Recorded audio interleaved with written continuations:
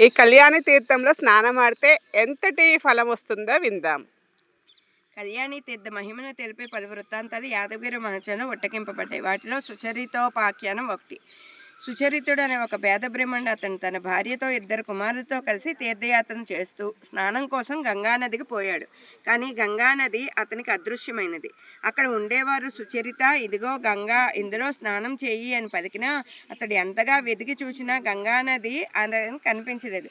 అందువల్ల అతడు చాలా దుఃఖాన్ని పొందాడు. అప్పుడు ఒక కన్య అతనికి కనిపించి, పోయి నీవు ఇంతకుముందు ఎప్పుడైనా కళ్యాణి తీర్థంలో స్నానం చేశావా అని అడిగింది. సుచరితుడు తాను అటువంటి పేరును కూడా వినలేదని అన్నాడు. ఆ కన్య అతని కళ్యాణి తీర్థానికి వెళ్ళి స్నానం చేయమని పలికింది. అప్పుడు ఆ బ్రాహ్మణుడు, నేను వృద్ధుడను కదా, ఎంతో దూరంలో ఉండే ఆ కళ్యాణి తీర్థానికి ఏ విధంగా చేరగలను అని విచారించాడు. అతని విచారాన్ని గమనించిన ఆ కన్యక, బ్రాహ్మణోత్తమ, మీరు 4 కళ్యాణ తీర్థ స్నానం వస్తూ అని 3 సార్లు ఉచ్చరిస్తూ ఈ గంగలో స్నానం చేయండి అని పలికింది.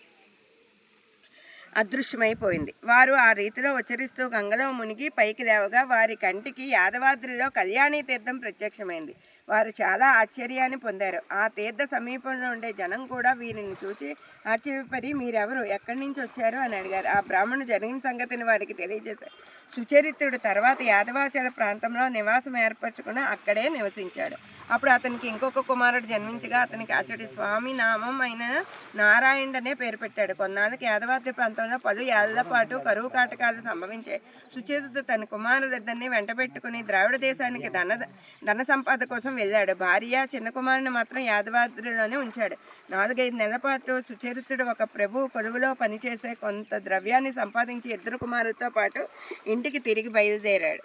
ఇంతలో యాదవాద్రిలో ఉండే సుచరితుడి ఇంట్లో ఒక వింత సంభవించింది. ఒకనాడు సుచరితుని చిన్న కుమారుడు తల్లితో తనకు ఆకలిగా ఉందని అన్నం పెట్టమని అడిగాడు. ఆమె చిన్న గిన్నెలో కొంచెం అన్నం పెట్టి అతనికి ఇచ్చింది. అతడు ఆ గిన్నెను తీసుకుని దాన్ని నారాయణ స్వామి వద్దకు తీసుకుని పోయి, స్వామి దీన్ని ఆరగించు అని ప్రార్థించాడు. భగవానుడు లక్ష్మీదేవితో కలిసి దాన్ని ఆరగించాడు.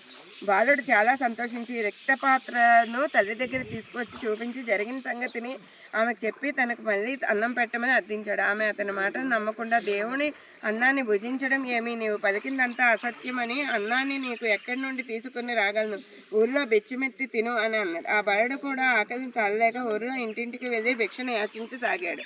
అప్పుడు లక్ష్మీదేవి ప్రతి ఇంటి వద్దకు మారువేషంలో వచ్చి ఆ బాలుని పాత్రలో ఒక్కొక్క గిరిటె అన్నాన్ని పెట్టింది. బాలుడు ఇంటికి వచ్చి పాత్రను చూడగా దాన్ని నిండుగా నవరత్నాలు కనిపించాయి. అతడు ఆశ్చర్యపడ్డాడు. అతని తల్లి పేరాస్తో అతన్ని మళ్ళీ 7 మార్లు భిక్షకు ఆ బాలుడు 8వసారి భిక్షకు పోయి రాగా ఆ పర్యాయం మాత్రం పాత్రలో రత్నాలు కనిపించలేదు, అన్నం మాత్రమే ఉంది. ఆ విధంగా లభించిన రత్నాలు రాసిన వారిద్దరూ రక్షిస్తూ కొంతకాలాన్ని గడిపారు.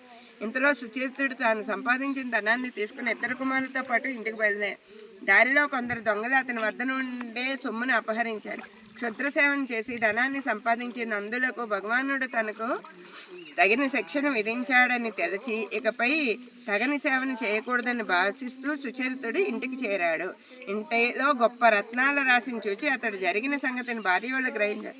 సుచరితుడు దీనికి అంతటికీ భగవత్కృతాక్షమే కారణమని భావించి ఆ ధనంతో భాగవత కైంకర్యాన్ని చేస్తూ సుఖంగా కాలాన్ని గడుపుతూ ఉన్నాడు. ఒకనాడు కొందరు దొంగలు సుచరితుని ఇంట్లో ధనాన్ని దొంగతనం చేయాలని తలిచి కళ్యాణ సరస్సులో స్నానం చేసి ద్వాదశోద్ధ పుండ్రాలను పెట్టుకుని తులసి నలినాక్షమాలను దాల్చి తిరునారాయణ స్వామిని సేవించుకుని సుచరితుడిని ఇంటికి అతిథులుగా భోజనం కోసం వచ్చారు. తగిన సమయం కోసం వారు వేచి ఉండగా సుచరితుడు సాలగ్రామ తీర్థాన్ని వారికి ఇచ్చి భోజనాన్ని ఆహ్వానించి, కళ్యాణ తీర్థ స్నానం వల్ల, భగవద్ దర్శన ప్రభావం వల్ల, సాలగ్రామ తీర్థ ప్రభావం వల్ల వారిలోని దుష్టభావన తొలగిపోయింది. వారికి చాలా పశ్చాత్తాపం కలిగింది. వారు అప్పుడు సుచరితుని పాదాలపై పడి జరిగిన సంగతిని తెలిపి క్షమను అర్థించారు. అతడు వారిని మన్నించి వారి మోక్షప్రాప్తిని కలిగించమని భగవానుని ప్రార్థించాడు. ఈ వృత్తాంతం నారదీయ పురాణోక్త యాదవగిరి మహత్యంలో 5వ ఉన్నది. జై శ్రీమన్నారాయణ. చూసారా ఎంతటి మహిమ ఈ కళ్యాణ తీర్థం, మనము సేవించుకుందామే.